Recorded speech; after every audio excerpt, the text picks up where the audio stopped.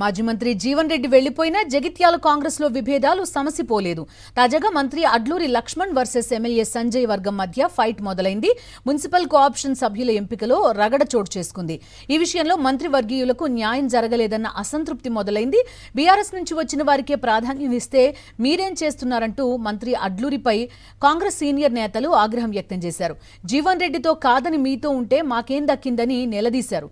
వర్గ విభేదాలతో తలపట్టుకున్న మంత్రి లక్ష్మణ్ సీఎం రేవంత్ రెడ్డితో అపాయింట్మెంట్ ఏర్పాటు చేశారు. దీంతో జగిత్యాల రాజకీయాలు మరోసారి వేడెక్కాయి.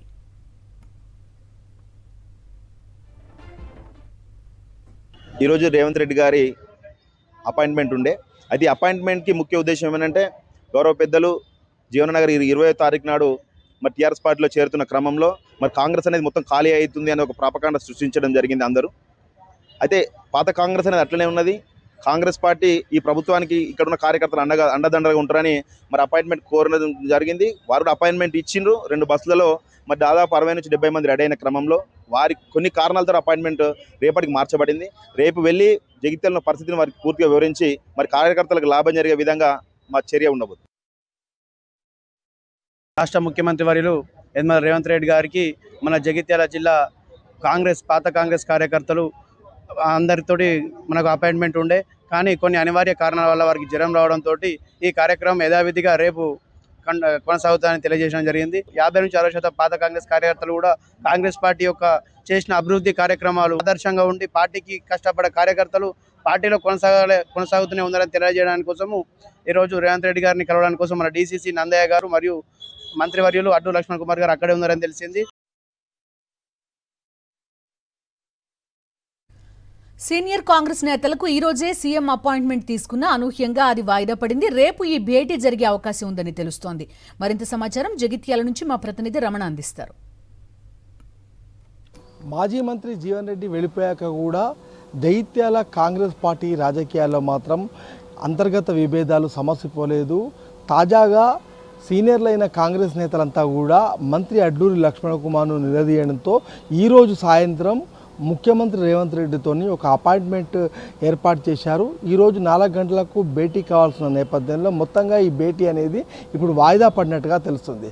అయితే ముఖ్యంగా సంజయ్ కుమార్ వర్గీయులకు కోఆప్షన్ మెంబర్లో ప్రాధాన్యతను ఇవ్వడము, అదేవిధంగా జీవన్ రెడ్డిని కూడా కాదనుకొని మంత్రి అడ్లూరిని నమ్ముకొని కాంగ్రెస్ పార్టీలోనే కొనసాగితే తమకు అన్యాయం జరిగిందనేది ఇప్పుడు సీనియర్ల వాదన. ఈ నేపథ్యంలో మొన్న జరిగిన గ్రంథాలయ సంస్థ చైర్మన్ ప్రమాణ స్వీకార కార్యక్రమంలో సీనియర్లంతా కూడా ఈ అసంతృప్తిని ఆగ్రహాన్ని వెలిబుచ్చడంతో మంత్రి అడ్లూరి లక్ష్మణ్ కుమార్ చొరవ చూపి మొత్తంగా ముఖ్యమంత్రితోనే అపాయింట్మెంట్ను ఏర్పాటు చేశారు. ఈరోజు బస్సులో మొత్తం బృందం అంతా కూడా బయలుదేరాల్సి ఉండగా బస్సు రాకపోవడము, నేతలంతా కూడా బస్సు కోసం ఎదురు చూస్తూ నిరీక్షిస్తూ జగిత్యాలలో నిల్చోవడము, వాళ్ళు కాల్ చేస్తే మంత్రి అడ్లూరి లిఫ్ట్ చేయకపోవడంతో మొత్తంగా ఏం జరిగింది అనే ఒక చర్చకు దారితీసింది. ఈ క్రమంలో చూస్తే ముఖ్యమంత్రికి జ్వరం వచ్చింది, రేపు ఈ అపాయింట్మెంట్ ఉండనట్టు ఒక ప్రచారం అయితే ఉంది. అయితే మొత్తంగా దీని వెనుక సంజయ్ కుమారు చక్రం తిప్పారు అనే ఒక వాదన, ఒక ప్రచారం కూడా ఇప్పుడు బయలుదేరింది. ఎందుకంటే మొత్తంగా తన వర్గీయులందరికీ కూడా పెద్దపీట వేస్తూ మొత్తంగా కాంగ్రెస్ పార్టీ పైన ఒక పట్టు సాధించేందుకు సంజయ్ కుమార్ చేస్తున్న ప్రయత్నంగా కూడా ఒక ప్రచారం ఉంది. ఈ నేపథ్యంలో ఇది ఇప్పుడు రానున్న రోజుల్లో మళ్ళీ మంత్రి అడ్లూరి వర్సెస్ ఎమ్మెల్యే సంజయ్ కుమార్ అన్నట్టుగా కాంగ్రెస్లో అంతర్గత రాజకీయాలకు అవకాశం ఉందనే ప్రచారం కూడా జరుగుతుంది. మొత్తంగా ఇంతకాలం జీవన్ రెడ్డి వర్సెస్ సంజయ్ కుమార్గా ఉన్న ఎపిసోడ్ అంతా కూడా ఇప్పుడు మళ్ళీ అడ్లూరి వర్సెస్ సంజయ్ కుమార్గా మారుతుందా, ముఖ్యంగా సీనియర్స్ వర్సెస్ జూనియర్స్ అన్నట్టుగా మారుతుందా, కాంగ్రెస్ రాజకీయాలు ఏం జరగబోతుంది జగిత్యాల్లో అనే ఒక ఆసక్తికరమైన చర్చతో పాటుగా అక్కడి పరిణామాలన్నీ కూడా ఉత్కంఠ రేపుతున్న పరిస్థితి మనకు కనిపిస్తుంది. కెమెరా పర్సన్ సతీష్తో రమణ, సాక్షి టీవీ, జగిత్యాల నుంచి.